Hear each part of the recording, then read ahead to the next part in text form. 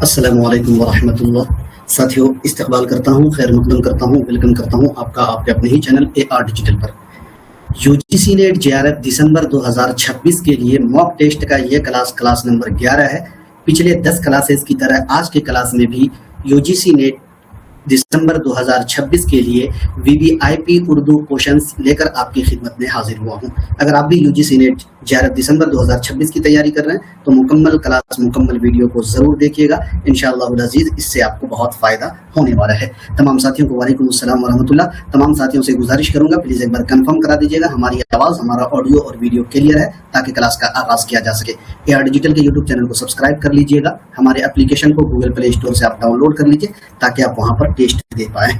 आइए शुरू करेंगे और आज के क्लास का आगाज करेंगे। उम्मीद के हमारी आवाज, हमारा ऑडियो वीडियो सब क्लियर होगा।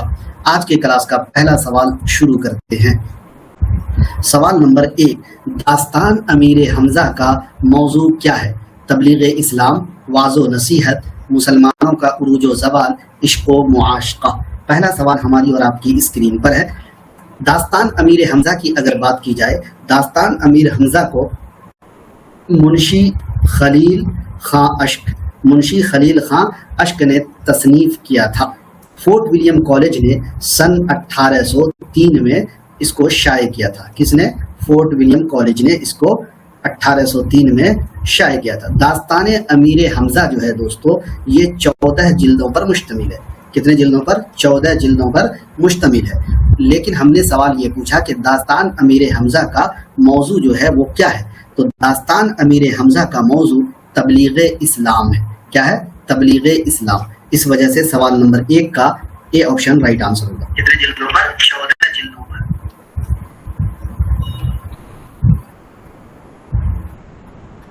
दूसरा सवाल आपकी स्क्रीन पर है।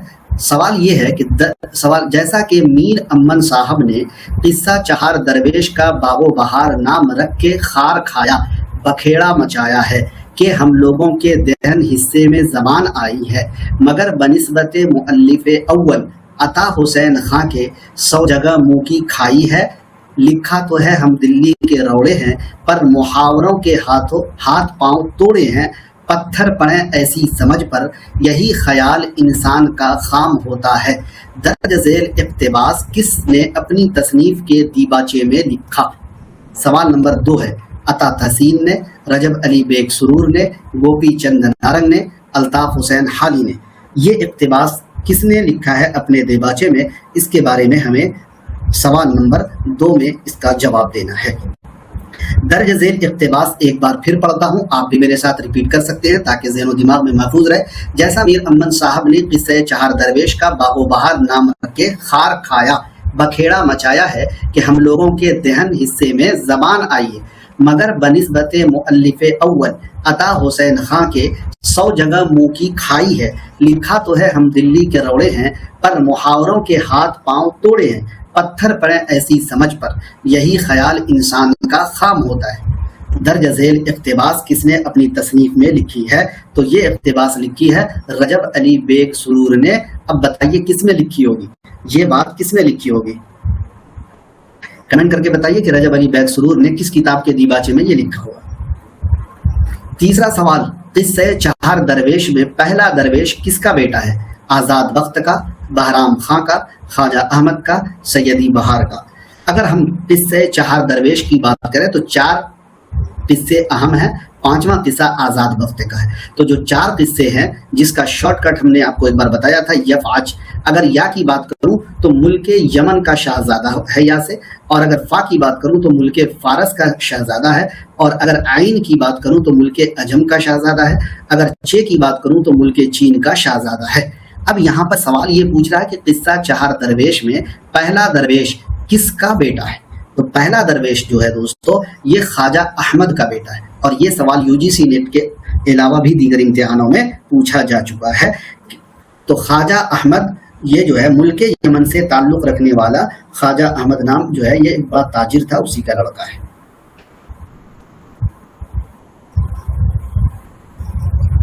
बहुत अच्छा। अगला सवाल देखिएगा। 7 बरस तक इधर उधर भटकने के बाद हम एक ऐसे शहर में पहुंचे जहां हर शख्स इसमें आज़म पढ़ता हुआ मिला। वहां हमारी मुलाकात ایک ہندوستانی فقیر سے ہوئی، یہ بیان کس درویش کے قصے میں ہے؟ پہلے درویش، دوسرے درویش، تیسرے درویش یا پھر چوتھے درویش کے؟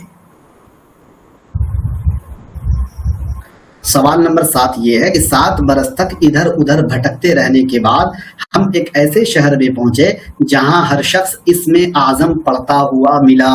اگر آپ کو یہ سوال اس کے علاوہ پوچھ لے کہ اسم اعظم جو ہے قصے چہار درویش کے کس قصے میں پڑھا جاتا ہے، تو 2 طریقے سے سوال بنے گا۔ اور وہاں ہماری ملاقات ایک ہندوستانی فقیر سے ہوئی، یہ بیان قصے چہار درویش کے کس درویش کے قصے میں ہے؟ سوال نمبر 4 ہماری اور آپ کی اسکرین پر رائٹ آنسر کیا ہونا چاہیے کوشچن نمبر 4 کا؟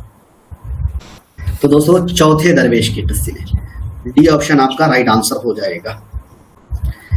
5واں سوال دیکھیے گا، فنکار کا فن یہاں تک حقیقت پر مبنی ہونا چاہیے کہ اس کو ہر طرح حقیقی کہا جا سکے، مگر اس کے ساتھ اس حد تک خیال بھی ہونا چاہیے کہ اس کو بالکل حقیقی نہ کہا جا سکے۔ الغرض حقیقت اور رومان دونوں کو ملا کر شاعرانہ حقیقت پیدا ہوتی ہے جو ناول نگاری کی جان ہے۔ درج بالا بیان کن کا ہے؟ رالف فاکس کا، اسکاٹ جیمز کا، ہنری جیمز کا یا پھر گوئٹے کا؟ سوال نمبر 5 ہماری اور آپ کی اسکرین پر، فنکار کا فن یہاں تک حقیقت پر مبنی ہونا چاہیے کہ اس کو ہر طرح حقیقی کہا جا سکے، مگر اس کے ساتھ اس حد تک خیال بھی ہونا چاہیے کہ اس کو بالکل حقیقی نہ کہا جا سکے۔ الغرض حقیقت اور رومان دونوں کو ملا کر شاعرانہ حقیقت پیدا ہو جاتی ہے۔ یہ بات دوستو ناول کیا ہے؟ ایک تصنیف ہے، اسی میں ممتاز شاعر اور مفکر گوئٹے نے یہ بیان دیا ہے۔ تو ڈی آپشن یہاں پر آپ کا رائٹ آنسر ہو جائے گا۔